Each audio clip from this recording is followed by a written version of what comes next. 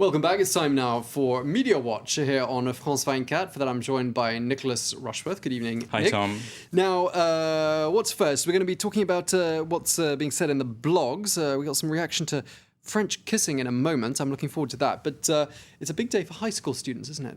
Well, 703,000 candidates for the baccalaureate, which is the high school diploma here. Baccalaureate has been in France for 200 and more years, since 1808 from Napoleon's day. And today is the big day. After all the effort, the results have come out. And of course, the mood is very much of, well, have I got it or not? You know, it's not like the A-levels where you get a result per subject. It's an overall grade, so it's kind of either you're in or you're out. So the results are 86% of people are getting the back this time. 14% are not getting it. So there will be oral exams for people who can perhaps scrape in. Now, Le Figaro is looking at the sort of the joy and the misery side of it, and it's got this article here. We can see the back results.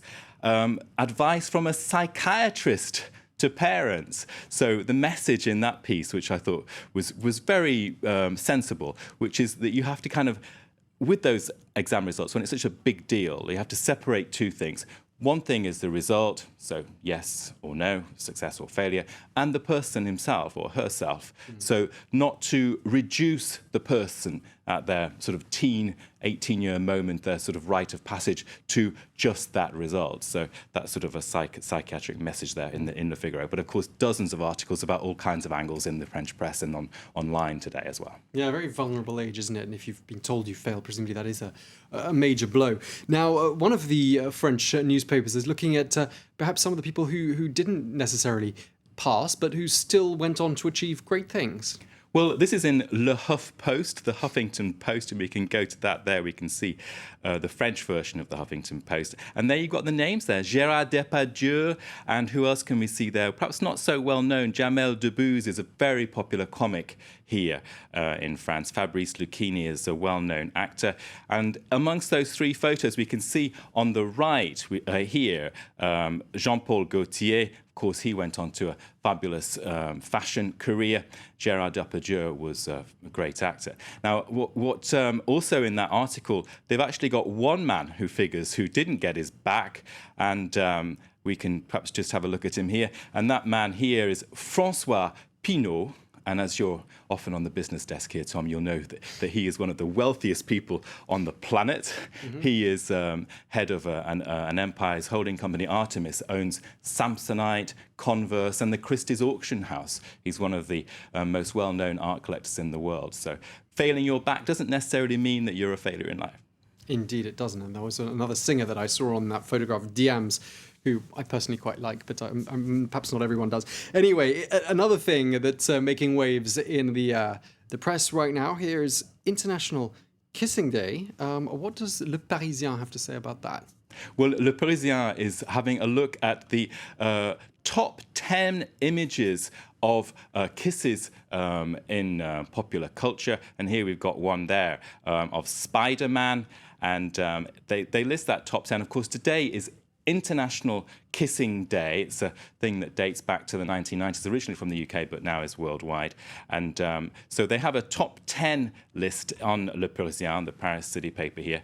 And that one, I can say, is from Wong Kar-wai's film there. And then we've got Clark Gable here with Vivien Leigh, sort of Gone with the Wind classic. In that top 10, by the way, from Le Parisien, two of them are British ones, British royal couples, Princess Di and Prince Charles, and also Kate and Will. So that there you can see Kate and Will there. So I thought that was kind of a bit unusual for a French paper to take a strong Brit line on that. It was a big media moment, wasn't it, all around the world? That how many billions of people watched that wedding? It's amazing. Well, also this is being taken up by Cosmopolitan and surprise, surprise, lots of the papers. But what it was shock, horror, unbelievable headline here that in fact on this International Kissing Day we have to reject the idea that the French are pretty much obsessed by the sensual sides of life. It's saying that no, this is just a cliche, that the French are sex obsessed, if I can say that. And in fact, a survey is showing, according to cosmopolitan.fr, that the average age for a kiss in France is 17. So I thought that was pretty interesting. It's not young, is it? I suppose, by some standards, yeah. Also, this one here is actually a Belgian publication. It's looking at the International Kissing Day, and it's saying that there are cultural mores here. In France, what we've got, and in Belgium, it's a tradition of kissing, which is, kissing is very common, but in African and Asian cultures, it's actually fairly taboo. People are not very forward. Of course, here in Paris, you can walk down the street and have la bise, to kiss not just twice on either cheek, but four times sometimes, which is fairly incredible. Amazing. Those films there showing kisses with no hesitation, but in some countries it's absolutely forbidden, as you said. Very briefly, to end on, it's been a rather racy media watch, and you've got a slightly racy final story. I do. It's this one. It's Wilfried Tsonga has just lost in the semi-final at Wimbledon, and he's in a lot of the French press actually naked, which is part of there we can see him. That's sort of in the full Monty tradition, and that naked photo shoot is to do with a campaign for preventing prostate cancer.